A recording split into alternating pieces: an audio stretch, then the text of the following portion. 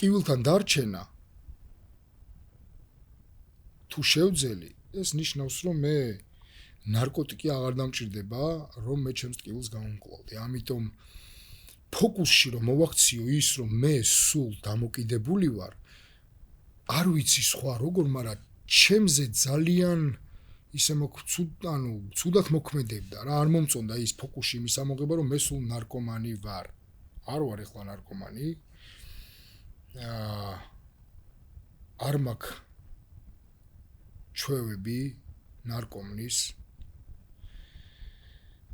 გარემოში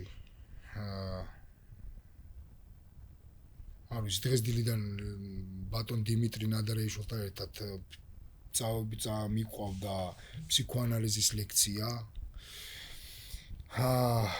ვარჯიშობ ყოველდღე თუ დგები 4:30-ზე.